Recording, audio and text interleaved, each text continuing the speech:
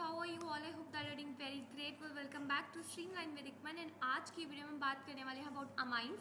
I am so sorry बच्चों, आज शायद आपको वीडियो जल्दी मिल रही है, पता नहीं क्या हो रहा है, पता नहीं कब अपलोड करूँगी मैं। अभी तो फिलहाल बज रखे हैं 2 बज रखे हैं। I have just come from the college and like screening, they have told you that screening है सुबह एंड रात को नाइट है and I have like lot of stuff to do because जो हमारा डांस है उसमें एक और गाना ऐड कर दिया एंड अब भी ऑन द स्पॉट वो सीखना है and people are practicing over there and talking about.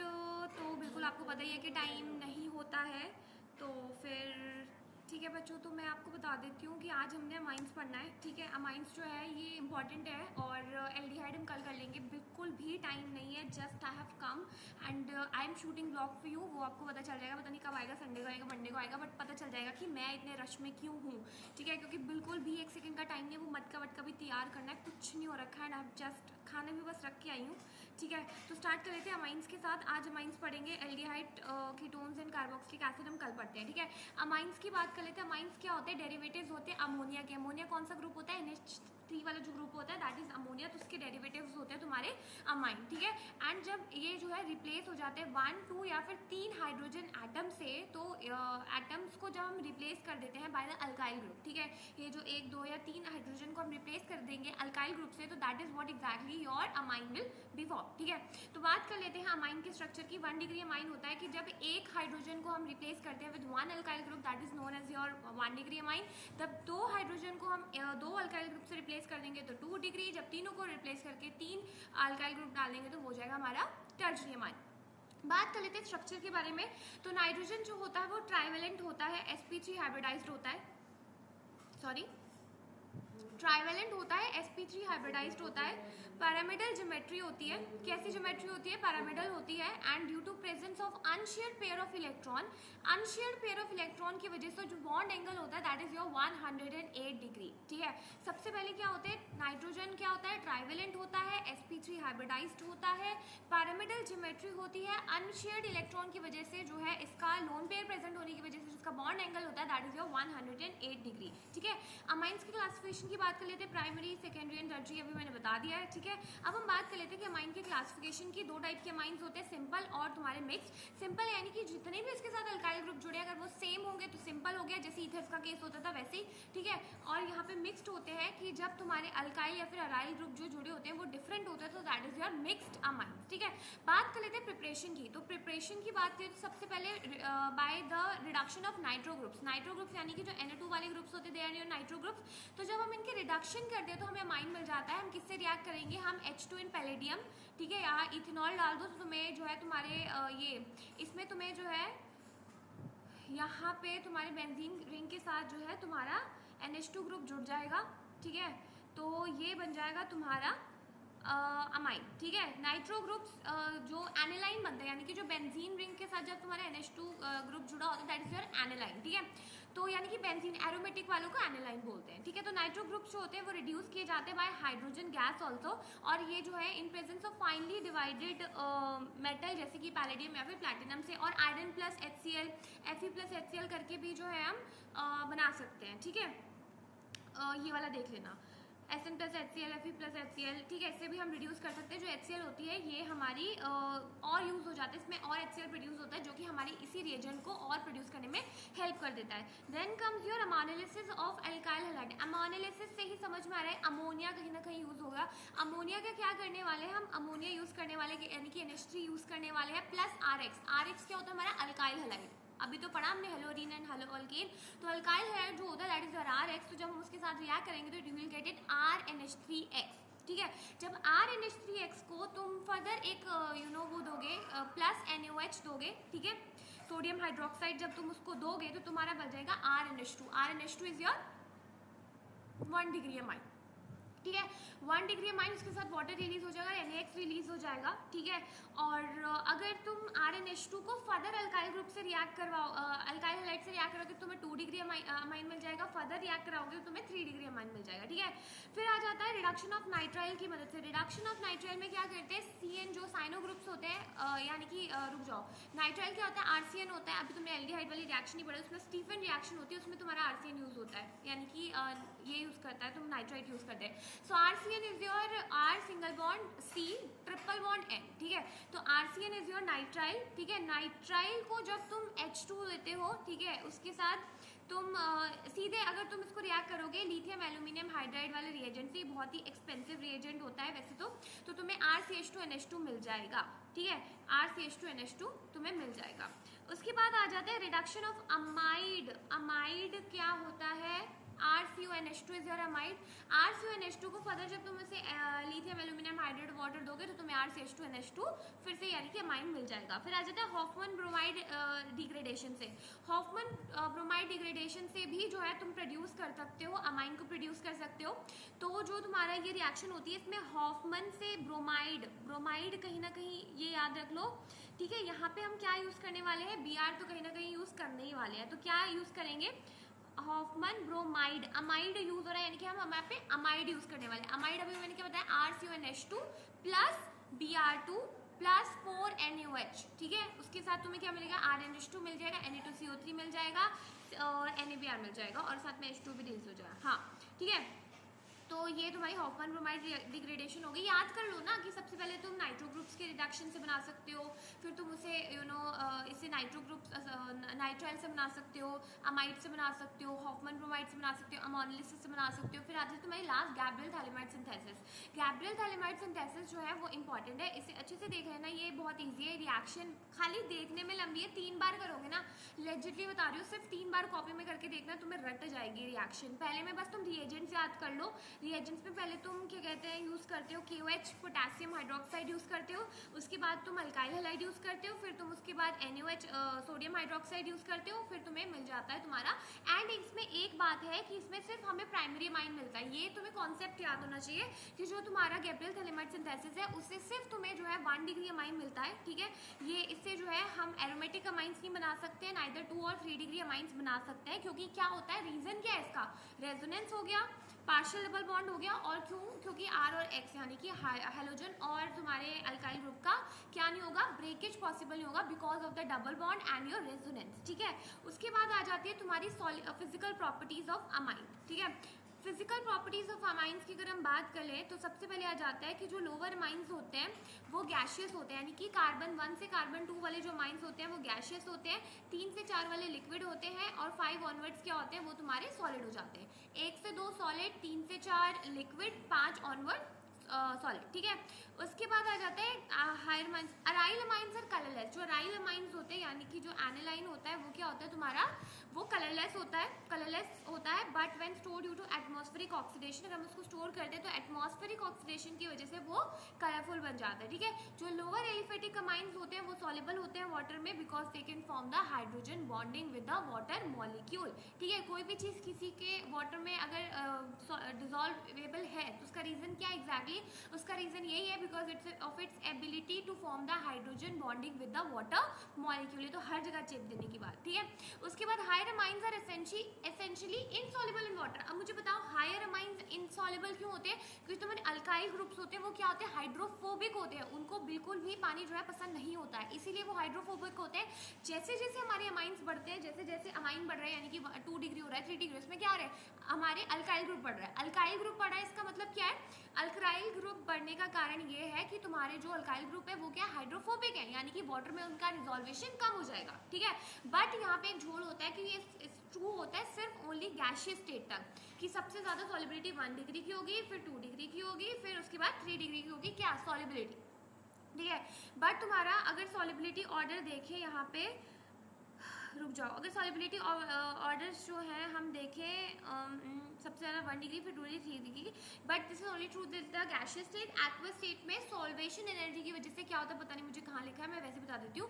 Solvation energy की वजह से क्या होता है कि 2 चीज़ हो जाती है, एक होता है तुम्हारा मिथाइल सब्स्टिट्यूटेड अमाइन, एक होता है तुम्हारा इथाइल सब्स्टिट्यूटेड अमाइन। तो जो तुम्हारा मिथाइल सब्स्टिट्यूटेड अमाइन होता है उसमें पहले तुम्हारा 2 डिग्री की ज़्यादा सॉलिबिलिटी होती है, फिर 3 डिग्री की होती है, फिर तुम्हारा 1 डिग्री की होती है। बट जो मिथाइल नहीं, हाँ, इथाइल सब्स्टिट्यूटेड अमाइन में, ये मिथाइल इथाइल में कंफ्यूजन तो नहीं होगी, उल्टा तो नहीं लिखा मैंने, हाँ, जो तुम्हारा इथाइल सब्स्टिट्यूटेड अमाइन होता है उसमें पहले 2 डिग्री, फिर 3 डिग्री, फिर 1 डिग्री। फिर मिथाइल सब्स्टिट्यूटेड अमाइन में पहले तुम्हारा 2 डिग्री, फिर 1 डिग्री, फिर 3 डिग्री, ठीक है। उसके बाद बात कर लेते हैं तुम्हारे बॉइलिंग पॉइंट के। बॉइलिंग पॉइंट ऑब्वियसली सबसे ज़्यादा किसका होगा, 1 डिग्री का होगा, 2 डिग्री का होगा, 3 डिग्री। जैसे जैसे मॉलिक्यूलर मास बढ़ता है वैसे वैसे वॉन डेर वाल्स फोर्सेस भी इंक्रीज करते हैं। एल्कोहल जो होगा वो उसका बॉइलिंग पॉइंट ऑब्वियसली उससे ज़्यादा होगा अमाइन से। ऐसा क्यों होगा, क्योंकि जो स्ट्रॉन्ग ऑक्सीजन हाइड्रोजन बॉन्डिंग होती है तुम्हारे एल्कोहल के हाइड्रोक्सिल ग्रुप के बीच, तो बॉइलिंग पॉइंट किससे डायरेक्टली प्रोपोर्शनल होता है, मॉलिक्यूलर मास से डायरेक्टली प्रोपोर्शनल होता है। Lower aliphatic amines are gaseous with fishy odour. मैंने बताया ना C1 to C2 क्या होते हैं तुम्हारे गैसियस होते हैं, C2 to C3 to C4 क्या होते हैं तुम्हारे लिक्विड होते हैं, और C5 ऑनवर्ड्स क्या होते हैं तुम्हारे सॉलिड होते हैं। तो तुम्हारे जो लोअर एलिफेटिक अमाइंस हैं वो गैसियस होते हैं विद फिशी ओडर, और हायर अमाइंस जो होते हैं उनका स्ट्रॉन्ग ओडर होता है, ठीक है। बात कर लेते हैं बेसिक कैरेक्टर ऑफ अमाइंस की। तो बेसिक कैरेक्टर अमाइंस का क्यों होता है, अमाइन के ऊपर क्या प्रेजेंट होता है, मैंने स्टार्टिंग में बताया था, एक लोन पेयर प्रेजेंट होता है। लोन पेयर की वजह से क्या होता है कि वो बेसिक कैरेक्टर होता है, क्योंकि लोन पेयर भी प्रेजेंट होता है, उसके साथ साथ तुम्हारे एल्काइल ग्रुप भी प्रेजेंट होते हैं। एल्काइल ग्रुप क्या होते हैं, इलेक्ट्रॉन रिच होते हैं, तो जितने ज्यादा तुम्हारे पास इलेक्ट्रॉन हो गए उतना ही ज्यादा तुम्हारा बेसिक कैरेक्टर होगा, ठीक है। तो क्योंकि इलेक्ट्रॉन डोनेटिंग ग्रुप होते हैं और तुम्हारे जो नाइट्रो ग्रुप्स होते हैं वो इलेक्ट्रॉन विड्रॉइंग ग्रुप्स होते हैं, ठीक है। तो basic nature of 3 degree amine will be higher, क्योंकि तुम्हारा बेसिक कैरेक्टर किसका ज्यादा होगा, 3 डिग्री अमाइन का होगा। रुको रुको रुको रुको रुको, अरे मैंने तुम्हें गलत बता दिया यार, मैं इतना ज़्यादा कंफ्यूज हो गई ना अभी। मैंने सॉरी वही मैं बोल रही थी, नीचे क्यों नहीं लिखा है, वो सॉल्युबिलिटी नहीं होती है। सॉल्युबिलिटी तो सही है कि सबसे ज़्यादा 1 डिग्री की होगी, फिर 2 डिग्री की होगी, 3 डिग्री है। बेसिक कैरेक्टर की बात हो रही थी, वो सॉल्वेशन एनर्जी और मिथाइल सब्स्टिट्यूटेड अमाइन और इथाइल सब्स्टिट्यूटेड अमाइन। देखो इतना ज़्यादा प्रेशर है, बिल्कुल ही वो हो जा रहा है, ठीक है। तो बेसिक कैरेक्टर जो होता है वो ट्रू होता है ओनली टिल इंडक्टिव इफेक्ट की वजह से, है ना, और एल्काइल ग्रुप की प्रेजेंस की वजह से तुम्हारा होता है 1 डिग्री, 2 डिग्री, 3 डिग्री तुम्हारी सबसे ज़्यादा बेसिक कैरेक्टर होता है। बट ये सिर्फ गैसियस स्टेट तक सीमित है। एक्वस फेज में क्या होता है कि तुम्हारी सॉल्वेशन एनर्जी होती है, तो इसकी वजह से बेसिक कैरेक्टर जो होता है वो तुम्हारे 2 डिग्री का सबसे ज़्यादा होता है। जो तुम्हारा इथाइल सब्स्टिट्यूटेड अमाइन होता है उसमें सबसे ज़्यादा तुम्हारा 2 डिग्री का होता है, फिर 3 डिग्री, फिर 1 डिग्री। मिथाइल सब्स्टिट्यूटेड अमाइन में पहले 2 डिग्री, फिर 1 डिग्री और फिर 3 डिग्री। सॉरी हाँ बहुत ज़्यादा हो गया, ठीक है। उसके बाद basic character of alkane amine की बात करें तो it is stronger than the ammonia, क्योंकि अल्काइल ग्रुप के पास जो है लोन पेयर, अल्काइल ग्रुप भी है, लोन पेयर भी है, ठीक है। उसके बाद alkanamine is also due to stability of alkanamine ion. Aniline will be more stable than anilinium ion. Anilinium ion से ज़्यादा स्टेबल क्यों होगा, क्योंकि जो एनिलीनियम आयन है क्योंकि जो एनिलाइन है वो क्या करेगा, वो प्रोटॉन को एक्सेप्ट करेगा, H+ एक्सेप्ट करेगा, और उसके पास क्या होगा, बेसिक कैरेक्टर, बेसिक नेचर होगा एनिलीनियम सॉल्ट से। इट मीन्स एनिलीनियम सॉल्ट का बेसिक नेचर क्या होगा, वो ज़्यादा होगा, ठीक है। क्योंकि एनिलाइन तो ऑलरेडी स्टेबल है ना, एनिलाइन ऑलरेडी स्टेबल है, वो रिएक्शन में इतना पार्टिसिपेट नहीं करना चाहता है, पर जो एनिलीनियम आयन है उसका बेसिक कैरेक्टर ज़्यादा होता है, ठीक है। तो उसके बाद बात कर लेते हैं, एक मिनट बच्चों ये कॉल आ रहा है, एक मिनट रुक जाओ, सबने आज ही से आपका ग्रेड करना है। सॉरी बच्चों, चलो स्टार्ट करते हैं। कहाँ थी मैं, बात कर लेते हैं कहाँ पर थे हम। हाँ देखो, अगर हम इलेक्ट्रॉन रिलीजिंग ग्रुप एनिलाइन को ऐड करेंगे तो उसका बेसिक कैरेक्टर क्या करेगा, वो डिक्रीज करेगा। क्या, if we'll add electron releasing group to aniline, its basic character will decrease, and if we'll add electron withdrawing group to its basic character will increase, क्योंकि इलेक्ट्रॉन ग्रुप जो होते हैं वो डोनेटिंग होते हैं और वो इलेक्ट्रॉन को पुश करते हैं towards nitrogen and makes the unshared electron to get easily escape. हाँ ये सब ना एक बार पढ़ लेना, ये सब कॉन्सेप्चुअल सब इंपॉर्टेंट है, ठीक है। और एनालाइन का लेस बॉइलिंग पॉइंट होता है अल्कोहल से। ऑब्वियसली अल्कोहल का क्या होता है, तुम्हारा high electronegative oxygen atom होता है जो कि टाइटली बाउंडेड होता है तुम्हारे hydrogen atom of water molecule से। ऑल्सो अमाइन के पास हाई पोलैरिटी होती है as compare to that of the alcohol, ठीक है।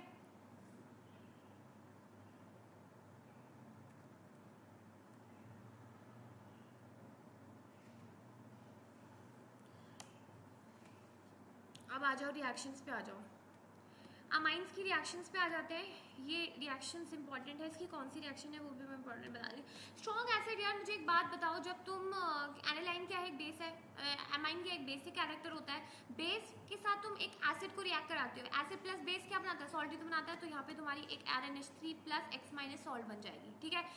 सेकेंड इसी रिएक्शन को रिवर्स भी कर सकते हो OH नेगेटिव के साथ, तो तुम्हारा दोबारा क्या बन जाएगा, RNH2 plus H2 plus X release हो जाएगा।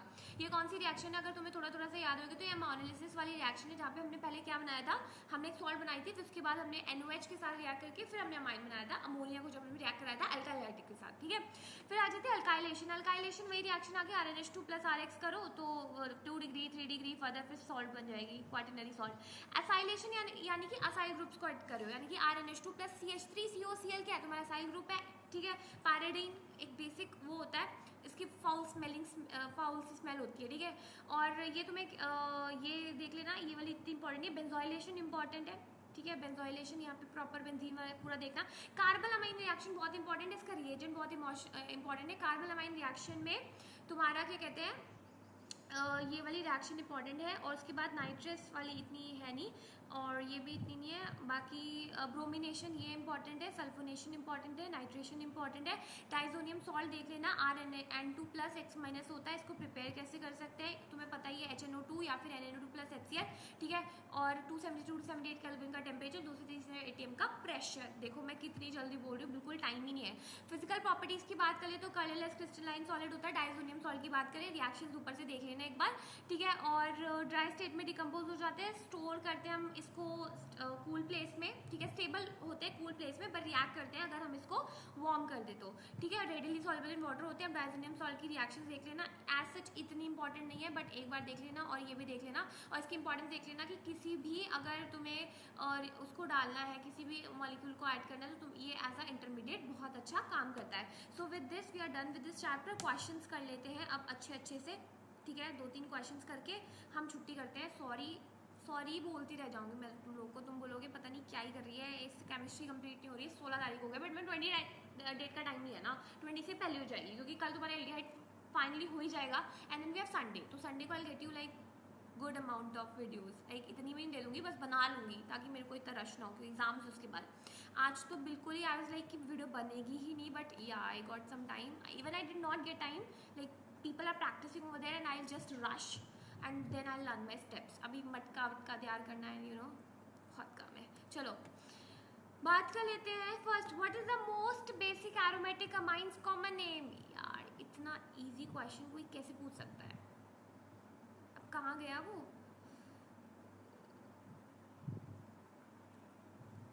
What is the most basic aromatic amines common name. Aniline बोल के मैं थक गई, एनालाइन बोल के मैं थक गई, तो तुम्हें क्या एनालाइन समझ में नहीं आया। C6H5, यार ये मेरा बेंजीन कैसे ही बना है, समझ लो, भावनाओं को समझो, मेरे चित्रकारी पे मत जाना, ठीक है। हम इसको अमीनो बेंजीन में बोलते हैं, वैसे इट्स बेंजीन अमाइन, राइट। उसके बाद what is the correct name for a molecule that has 2 amino groups in opposing para locations around a benzene ring.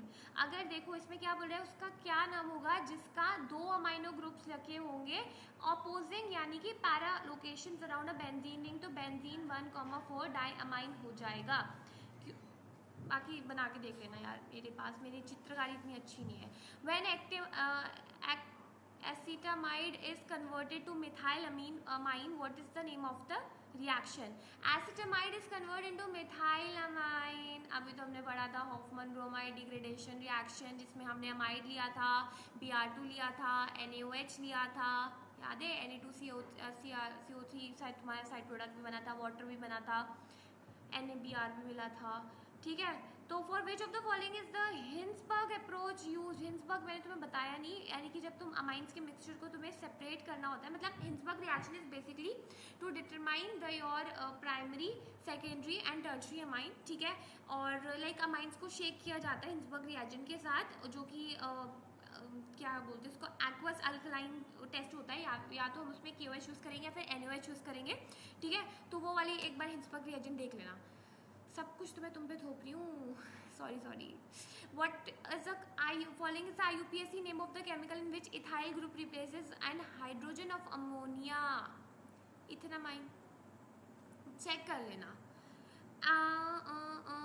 The aromatic primary amount with the formula C2H9N has an incorrect name. C2H5N। देखो जो phenyl group होता है C6H5, उसमें CH4N तो present होना ही चाहिए क्योंकि वो एक एरोमेटिक मॉलिक्यूल है, ऑब्वियस सी बात है, ठीक है। क्योंकि जो प्राइमरी अमाइन होता है वो NH2 होता है जो कि सेपरेट नहीं हो सकता है, ठीक है, और वो CH2 को लीव नहीं कर सकता है। तो जो कंपाउंड हो जाएगा वो हो जाएगा C6H5C2NH2, ठीक है, और वो बनता है तुम्हारा बेंजिलमाइन, ठीक है। और इसीलिए C6H5NH2 तुम्हारा बेंजिलमाइन हो गया, ऑप्शन बेंजिलमाइन। ये क्या है यार, ये क्वेश्चन ही गलत है, मुझे तो क्वेश्चन ही समझ नहीं आया, मेरा इतना ही दिमाग नहीं चल रहा कि मैं क्वेश्चन ही समझ पाऊँ। इस क्वेश्चन को तुम देख लेना, नहीं होगा तो फिर मैं दिमाग ला के देखूंगी, अभी तो मेरा चल ही नहीं रहा, मैं क्या ही बताऊँ तुम लोग को। Which test can tell the difference between para-chloroaniline and anilinium hydrochloride? Para-chloroaniline and anilinium hydrochloride वाला कौन सा था? कुछ तो था यार वो।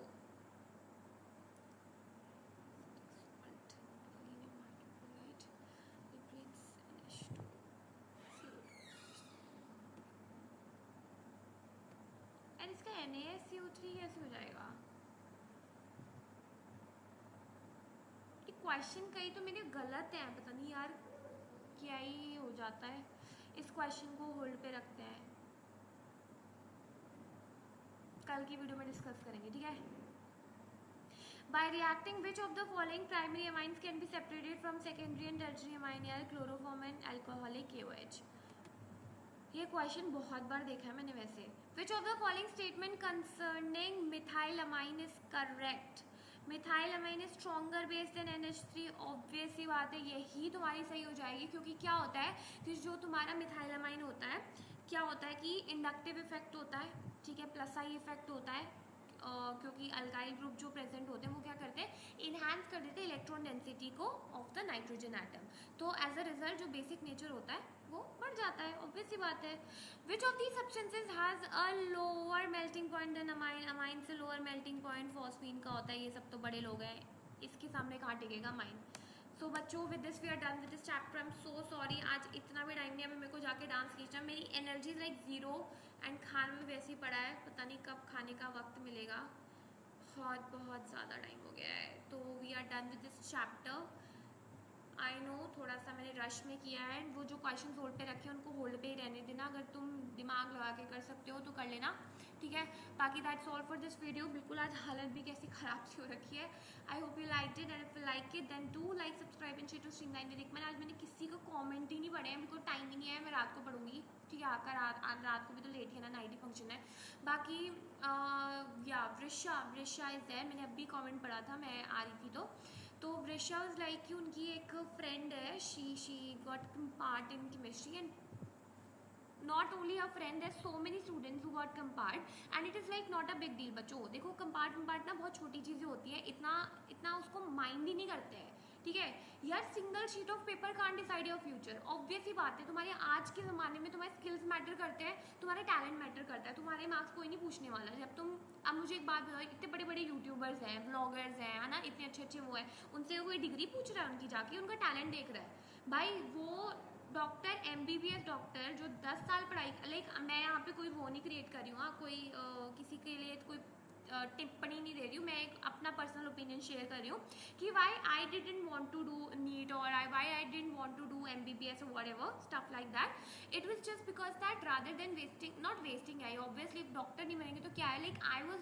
Always into you know like ज़्यादा स्किल वाली चीज़ों में, पढ़ाई में ठीक है इतनी भी मैं कुछ खास नहीं थी, बट ये था कि like I was into dance, music, poetry, ये ड्राइंग एंड स्पोर्ट्स में एवरी टाइम, बास्केटबॉल, स्विमिंग, ठीक है। तो मेरा हमेशा इंक्लिनेशन टुवर्ड्स इन चीज़ों में रहा था, तो मेरा था कि मैं कुछ इसी फील्ड में करूँगी, लाइक मैं कुछ क्रिएटिव फील्ड में ही जाऊँगी, ठीक है। तो वही देखो ना कि अगर एक तुम 10 साल लगा के डॉक्टर बन रहे हो, तुम उसी प्लेस पे होंगे जहाँ पे एक बंदा जो अपने स्किल को इन्हांस करके कुछ ऐसी चीज़ कर रहा है, तो तुम ऑन द सेम प्लेटफॉर्म हो। तो इट इज़ लाइक अगर तुम पढ़ाई में नहीं अच्छा कर पाए हो तो पहली बात तो उसको इतना वो करने की, मोरल डाउन करने की ज़रूरत ही नहीं है। तुम्हारे जैसे कितने बच्चे होंगे एंड मोरल डाउन करके बैठ जाओगे तो कोई फ़ायदा ही नहीं है उस चीज़ का। जो तुम्हें अभी करना उस पर ध्यान दो ना, आगे फ्यूचर पे ध्यान दो। एंड ऐसा कुछ नहीं है, एग्जाम्स आप दे सकते हो, 50% जो है वो आपकी मिनिमम होनी चाहिए, उससे अगर कम है तो फिर तो नहीं है पॉसिबल। 50% अगर आपकी परसेंटेज बन रही है then you are eligible for this exam, ठीक है। बाकी you need to do a lot of hard work, because यही टाइम है। अगर यही टाइम पे तुम सोच के बैठ जाओगे कि ऐसा होगा वैसा होगा, तो चीज़ें बिल्कुल भी आसान नहीं है। चीज़ें यहाँ पर आने के बाद भी आसानी है। Just you need to do it, you need to do a lot of hard work, you need to open your brain and you need to focus in that point जहाँ पे आप अच्छे हो। जिस चीज़ को आप कर सकते हो आप उसको इन्हांस करो, उस स्किल पे जो है आप अपना टाइम यूटिलाइज करो। एंड हर बंदा अगर पढ़ाई में अच्छा होगा तो सब अफसर बन जाएंगे, फिर तो हो गया, ये यूट्यूबर्स का काम हो गया और ये दूसरे लोगों का काम हो गया, ठीक है। तो हर बंदा हर चीज़ में अच्छा नहीं होता है। कई चीज़ों में मैं अच्छी नहीं हूँ, बट कई चीज़ों जिनमें मैं अच्छी हूँ मैं उन पर ज़्यादा एम्फेसाइज करती हूँ। वैसे तो मैं हर चीज़ में अच्छी हूँ यार मेरे जोक्स भी ना वैसे थोड़े से क्रैंकी होते हैं, ठीक है, बट हाँ जो भी है बच्चों, बिल्कुल इतना टेंशन वेंशन लेने की ज़रूरत नहीं है। मैंने भी कभी टेंशन नहीं ली, ठीक है। मेरे भी 11 में मेरा भी बड़ा बेड़ा गर्क था, बिल्कुल बिल्कुल हमारे एज पे यार पूरी क्लास के बेड़ा गर्क था। मैं अपना नाम क्यों लाऊं, मतलब हमारे बिल्कुल एज पे ही मार्क्स रहते हैं, क्योंकि 12th में अच्छी अच्छी परसेंटेज से हम पास हुए होते हैं। एंड यू नो फिर एक ऑल ऑफ सडन हमें झटका सा मिल जाता है, हम 11th में मजे मारते हैं और फिर 11th ही हमें लेट उठती है। तो वही हुआ था, बहुत लाइक फिजिक्स में बिल्कुल बिल्कुल पास होने वाले मार्क्स आते थे, बट उसके बाद हाँ 12th में मेहनत की तो it was like good. But कोई बात नहीं, कोई दिक्कत वाली बात ही नहीं है। क्या हो गया, मार्क्स वार्क्स कंपार्ट का पेपर दो, कंपार्ट का पेपर बहुत ईजी आता है, इतनी बड़ी बात नहीं है, ठीक है। बाकी अपने स्ट्रॉन्ग पॉइंट्स पे एम्फेसाइज करो, चिल मारो जिंदगी में यार, इतना क्या सोचना है। कोई रिश्तेदारों को कोई फर्क नहीं पड़ रहा। तुम उनको, अगर तुम्हारी 90% आई होती ना, तुम्हारे मुंह पे अच्छे बनते, तुम्हारी पीठ पे अच्छे, तो उनको बिल्कुल ही जलन मच रही होती, ठीक है। और कोई फर्क नहीं पड़ रहा, घंटा फर्क नहीं पड़ रहा, किसी को कोई मतलब नहीं है इस दुनिया से। अपने पे फोकस करो, लोगों की छोड़ो। जब दिन लोगों की छोड़ना सुनना छोड़ दोगे ना, उस दिन ही आगे बढ़ पाओगे। लोग तुम्हें आगे बढ़ने ही नहीं देंगे, ठीक है।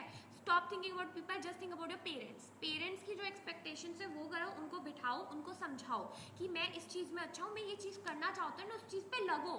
ये नहीं है कि मतलब आप बोल भी रहे हो पेरेंट्स से फिर आप कर भी नहीं रहे हो। टाइम वेस्ट नहीं करना। ये जो तुम्हारी एज है ना बच्चों, ये 3 वाली एज है, यहीं पे जो आगे बढ़ गया सो बढ़ गया, जो रह गया सो रह गया, ठीक है।